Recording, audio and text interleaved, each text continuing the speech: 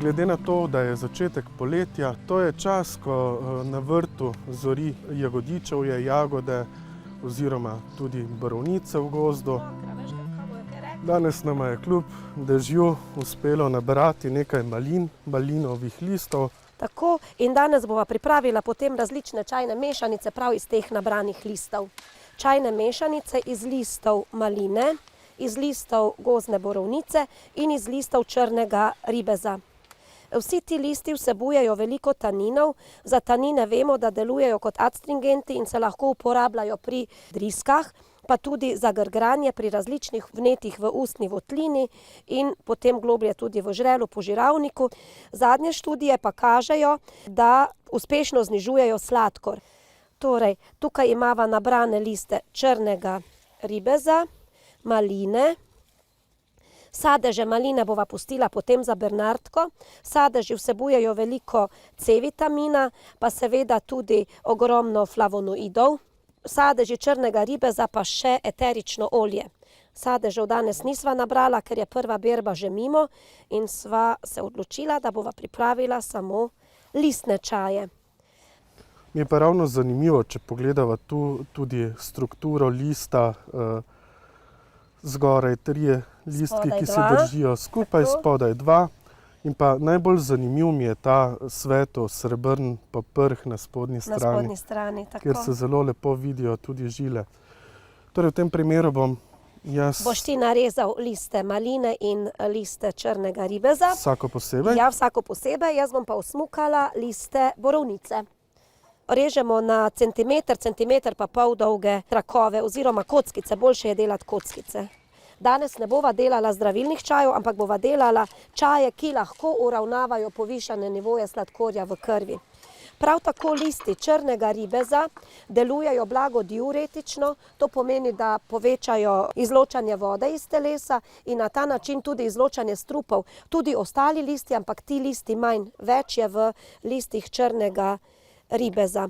Torej dobrodošlo. Dobrodošlo. Tako, v listih borovničke je pa nekaj arbutrina, prav tako kot v listih vedno zelenega gornika. Arbutin pa deluje protivnetno, je uroantiseptik. In če bi želela pripraviti nek čaj, tak blagi čaj za vnetja mehurja ledvic, bi lahko zmešala samo borovničko pa črni ribez. Bile so delane različne študije tudi v zvezi z povišanim sladkorjem in za robido ter malino so ti učinki in vitro dokazani. To pomeni pač, da so delali študije v laboratoriju, ne na ljudeh. Enako pa potem deluje tudi list borovnice. Imajo pozitivno monografijo, kar pomeni, da jih Evropska farmakopeja priznava kot zdravilna zelišča tudi v te namene. Torej ti pripravljaš liste malinjaka, malina je sadež, da ne bo, pa liste črnega ribeza. Pri črnem ribezu sem rekla, da deluje protivnetno. Protivnetni učinki so večji, če bi te liste prelili z oljem ali pa z alkoholom. Znižujejo nivo prostaglandinov. Prostaglandini so pa snovi, ki nastajajo v procesu vnetja. To pomeni, da zavirajo tudi procese vnetja.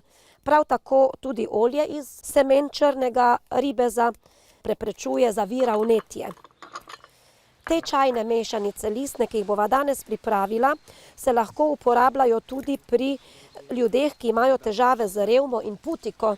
Kajti prej sem rekla, da izločajo strupe iz telesa in na ta način pomagajo pri teh vnetnih procesih. Sedaj pa lahko greva kar na pripravo čaja, ne? Saj sva že liste pripravila, narezala. Še morda liste borovnic. Borovničke, takole, sem dala kar v tole košarico. Zdaj pripravila bova poparke. Najprej bova naredila poparek iz malinovih listov. Pri malinovih listih nisem povedala še to, da je dokazan učinek tudi ta, da poveča krčljivost maternice, predvsem v zadnjem štadiju nosečnosti in v ljudski medicini, pa tudi sedaj ga določene nosečnice zadnje tedne uporabljajo, da imajo lažji porod. Čiste malinove liste. To so zdaj malinovi listi. Morda malo na preveliko narezanje? So ja narezani na trakove, lahko bi jih še potem na kockice, ampak če bi jih sušila danes, pač pripravljava sveže. Takole, prelijeva z vrelo vodo, ki jo imam tukajle.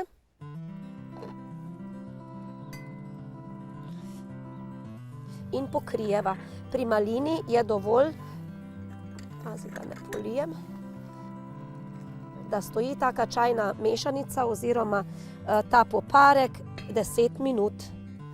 Pa ga pokrijeva, tako. V drugi kozarec je Dragica v enakih deležih dala liste črnega ribeza in malin ter jih prav tako prelila z vročo vodo. Ti čaji imajo osvežilen okus. Sedaj bova naredila tretjo čajno mešanico, ki se res izključno uporablja za regulacijo povišanih sladkorjev v krvi. Dala bova liste črnega ribeza, liste borovnice in liste malinjaka ter prelila z vrelo vodo. Če bi želela še večji učinek, bi lahko dodala še kako skorico cimeta. Ja, menda je cimet ravno tako dobrodošel v kavi. Kljub temu, da je poletje, se ga lahko doda, kolikor znižujemo krvni sladkor. Krvni sladkor, tako. Sedaj bova pa naredila še eno čajno mešanico za gurmane. Kot veš, sem jaz ljubiteljica sivke. Meni je sivka ljuba rastlina. Ne samo zaradi učinkov, ampak tudi zaradi vonja, zaradi okusa in barve cvetov. Zato bova naredila čajno mešanico, kjer bova dala malinove liste. Samo malino. Potem bom osmukala kar nekaj cvetov sivke. Za sivko vemo, da deluje pomirjevalno. Če pa jo damo v olje, jo namočimo v olju, pa deluje tudi protivnetno in protibolečinsko. Pa za lepo barvo še nekaj cvetnih lističev vrtnice, ki je neškropljena. Absolutno v tem primeru. Gre verjetno tudi za staro mnogocvetno sorto. Za staro mnogocvetno, ki je res ni treba škropiti.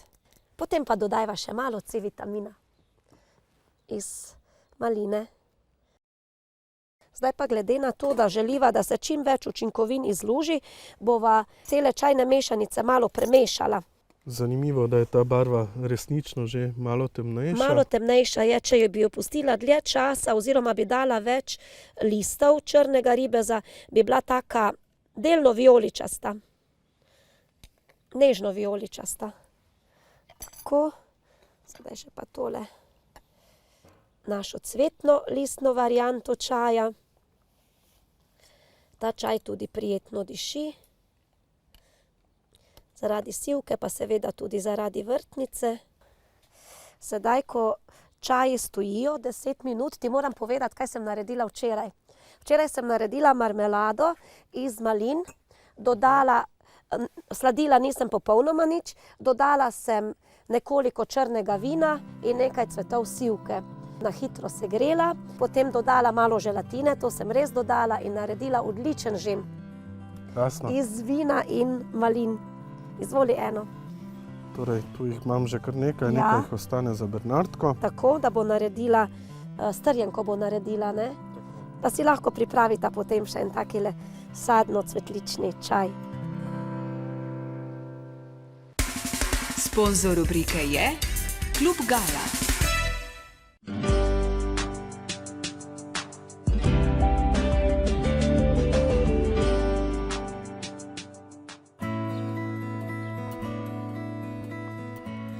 Klub Gaja je že lansko leto poskusno v Žalcu vrtnaril za ljubitelje in hkrati objavljal članke v reviji Gaja.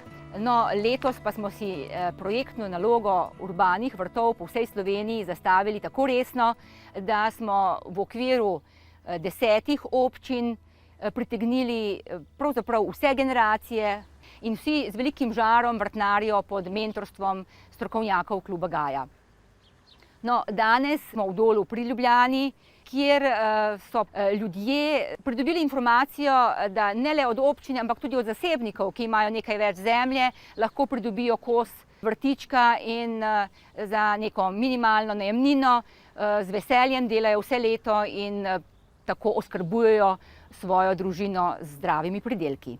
Špela, kako gre na vrtu? Ja, super, super. Jaz sem se z idejo o samemu vrtnarjenju igrala že, rečem lahko, 1 desetletje, ampak nikoli ni bilo pravega časa za to. Zdaj pa je prišel trenutek, ko sem se že sama odločila, da spremenim malo kakovost svojega življenja in vrtnarjenje nekako gre z roko v roko s tem konceptom. Špela, glede na tvojo preteklost, imaš veliko teoretičnega znanja, ampak v praksi si še nisi poizkusila. Samo načrtovanje vrta ti je delalo kaj težave ali si pomagala s čim?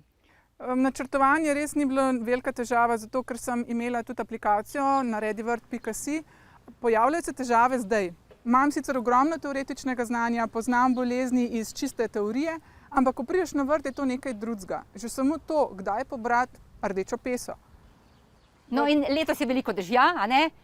Dela kaj preglavic tale dež, morda malo več pletja ali pa morda kakšne druge težave? Zaenkrat nekih velikih težav razen pletja res nismo opazili.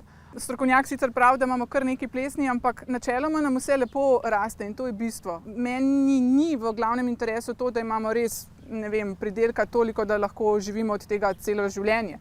Ampak gre za neko izkušnjo, pač učimo se. In najlepše pri vsem temu vrtnarjenju mi je, da se dejansko družimo z ljudmi tukaj, dobila sem nove prijatelje in pa povezujejo se generacije. Špelina družina obdeluje vrt še z drugo mlado družino. Pri delu pomagajo skupaj 4 majhni otroci. Vrt obiščejo vsak drugi dan, poberejo zrele plodove, dosadijo vrtnine, ga vplivajo, ko nastopijo težave, pa se obrnejo na strokovnjake Kluba Gaja. Špela, za vami je polovica prve vrtnarske sezone. Kakšni so prvi utrinki? Ja, super. Najbolj si želim imeti dober paradižnik, zato bi mogoče pogledala, kaj lahko naredim, da ga spravimo malo boljšo kondicijo. Ja, kar najbolje bi bilo tla po vsakem nalivu nekoliko okopati, vmes je solata, kar je vsekakor dober sosed, tako da lahko čisto narahlo okopljamo, tako da se tla niso zaskorjena, da so zbita, boljši je tudi talni dvig vlage.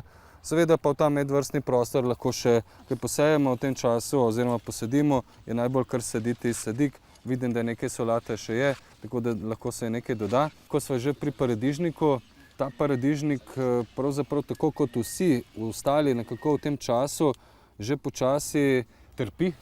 Paradižnik zelo hiter v takem vlažnem in deževnem vremenu, kot je bil letos v juniju, obiščejo razne plesni in druge bolezni, tako da vse te sumljive liste na spodnjem delu enostavno odstranimo. Jaz jih bom kar odrezal. To je žarišče bolezni, običajno pa take liste odstranimo takrat, če je seveda paradižnik zdrav, ko že začne barvati plodove in nič prej. V tem primeru pa seveda naredimo eno interventno sanacijo, da pa se ne bi okužba širila naprej.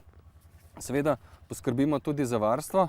V ta namen bomo uporabili kar pripravek na osnovi sojinga lecitina in zdaj, ko je pač že zadeva okužena, je s takim pripravkom treba paradižnik varovati kar redno, na vsake 2-3 dni in po vsakem močnejšem nalivu. Če seveda ne gre drugače, nekateri posežejo potem tudi po sistemičnih pripravkih, ki ima zelo kratko karenco, tisti najkrajši tam 3-dnevno in na ta način varujete paradižnik pred krompirjevo plesnijo, ki je najbolj nevarna bolezen in je v tem času v pohodu, in pa tudi alternarijo, ki ravno tako lahko prizadene paradižnik, mogoče bolj pogosto v rastlinjakih. Še na nekaj bi opozoril pri paradižniku. V času zorenja običajno se marsikje pojavlja na dnu ploda tak črne nekroze, tam paradižnik začne gniti in to je posledica pomanjkanja kalcija. S kalcijem treba paradižnik škropiti kar redno, uporabljamo kar kalcijeva listna gnojila, ko je paradižnik še majhen, vsako etažo posebej v tedenskih presledkih in na ta način pravzaprav dosežemo to, da kalcija, ki je običajno ga v tleh dovolj, da pride tudi do plodu. Škropimo po listih. Škropimo po listih v območju plodov, ko plodove poberemo, redno, ko poberemo to etažo, paradižnik tukaj ne rabi listov in osmukamo liste do naslednje etaže. V zdravih razmerah, v zdravem letu paradižnik lahko rodi tam običajno 3, 4, tudi 5 etaž, v rastlinjaku tudi več, ampak če bo leto takšno, kot je letešno, še deževno in vlažno s temperaturami okrog 20-25 stopinj, se lahko zgodi, da bo marsikje paradižnik se poslovil z vrta, še predno bomo zaužili prvi paradižnik. Pa je potem kaj pomembno, koliko škropiš? Je kakšna praksa pri tem, ker vidim, da ti kar veliko škropiš? Važno, da se omoči vse liste, ne? Tako da enostavno, da se zavaruje cela rastlina, treba pa pač omočiti celo rastlino, ne? Še na nekaj bi opozoril, odstranjevanje zalistnikov je zelo pomemben faktor. To je pravzaprav poganek, ki izrašča med deblom in pa pogankom. Tako da ta je samo višek hrane od žera in najbolj ga odstraniti tam približno v sredi dneva, ko je toplo, vroče, da se te rane čim prej zrastejo. Če že večji ga odrežemo, lahko ga tudi odščipnemo, nikakor ne zatrgujemo večjih zalisnikov, najboljše je pa odstraniti zalisnik, ko je dolg tam 2-3 cm, čisto majhen, takrat ga enostavno lahko oberemo kar z rokom. Nikoli pa ne delamo vmesnega opravila v kakšnem krompirju, ker takrat plesen dejansko takoj prenesemo tudi na paradižnik. Špela, brokoli je pripravljen za spravilo, pa najbolj, da kar narediva to najlepše opravilo. Otroci bodo veseli, ker imajo zelo radi to zelenjavo. Radi brokoli, ne? Zelo. Lej, Špela, ko brokoli poberamo, ga lahko poberamo tako, da odstranimo samo del rože, nekaj pustimo in se potem obraste še z mehkimi rožami naprej. Ampak ti na tem vrtu rabiš prostor, to je manjši vrt, zato pač vse rože poberemo. Samo rastlino pa enostavno bomo v našem primeru kar izruvali. Tako da dobimo tukaj prostor za naknadne kulture, ker si želiš radiča in endivje, bomo na ta prostor sadili ali radič ali endivjo, kajti za kapusnicam nekako solatnice lepo pridejo v kolobarju. Če pogledamo na ta prostor, kjer raste nizek fižol, ki ga tudi seveda lahko v poletnem času še zmeraj sadimo, predhodno je tu rasla solata, tako da metuljnice lepo pašejo v kolobarju, tako da ni v isti družini. Zraven pa seveda bomo pokombinirali še nadzemno kolerabico, ki jo imate tudi zelo radi, in ta ne rabi svojega prostora v vrtu, ampak enostavno jo pokombiniramo v ta medvrstni prostor in bo lepo zapolnila te prazne prostore. Po spravilu brokolija sta Špela in Davor rastline izruvala. Da greda ne bi ostala prazna, je po spravilu dobro posejati rastline za zeleno gnojenje, kot so detelje, facelija, bela gorjušica, oljna redkev. Vendar pazite, za kapusnicami ne sejemo oljne redkve in bele gorjušice, ker sta njihovi sorodnici. Za brokolijem lahko sadimo tudi endivijo ali radič. Tako, predlagam še nekaj, da glede na to, da tukaj raste brokoli, je kar izčrpal tla, da tla pognojimo z organskim gnojilom v obliki granul. Na to mesto pa sadimo radič, endivjo, seveda pri radiču in endivji treba paziti, da jih ne sadimo skupaj, kajti to niste dobre sosede, ne?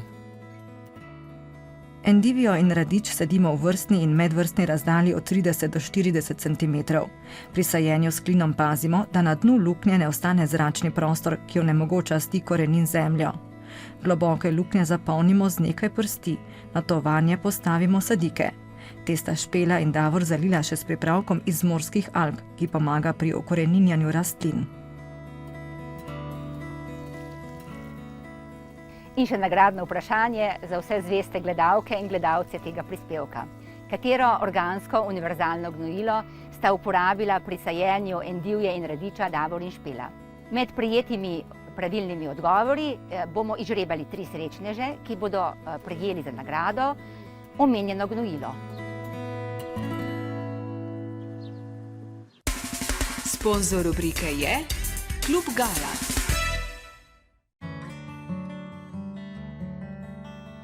Ker je poletje v polnem razmahu, bomo danes pripravili poletno osvežilno sladico z malinami. Za to sladico potrebujemo pol litra stepene sladke smetane, pol litra navadnega jogurta, 12 dek sladkorja v prahu, vanilin sladkor, malo limonenega soka ter 6 listov želatine, pa seveda tudi maline. 6 listov želatine najprej namočimo v hladno vodo in pustimo, da se razmehča oziroma nabrekne. Medtem ko želatina nabreka, v jogurt dodamo vanilin sladkor, sladkor v prahu, nekaj kapljic limoninega soka in dobro premešamo.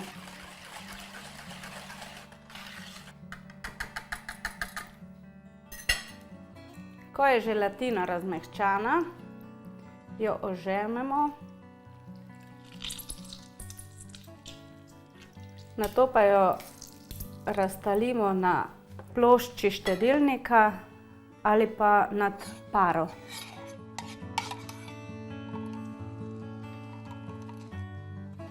Ko smo stalili želatino, jo hitro umešamo v jogurt.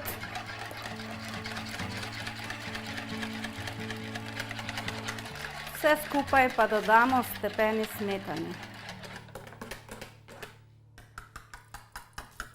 Tako smo dobili lepo homogenizirano zmes, ki jo nalijemo v model. Model sem prej oplaknila z mrzlo vodo in obložila s papirjem oziroma s folijo, zato da se potem lažje loči. Strnjenko vlijemo približno do polovice. Dodamo maline, lahko tudi kakšno drugo sadje, ki ga je v tem letnem času že kar nekaj. V to strnjenko lahko dodamo tudi borovnice, marelice ali breskve, ki bojo tudi vsak čas. Tako razporedimo. Sadje prelijemo še z drugo polovico strnjenke.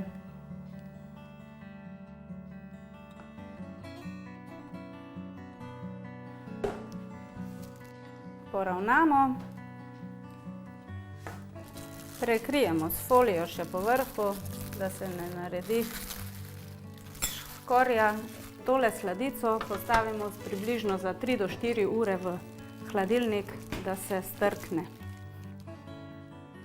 Ko je sladica ohlajena in strjena, odvijemo folijo in narežemo.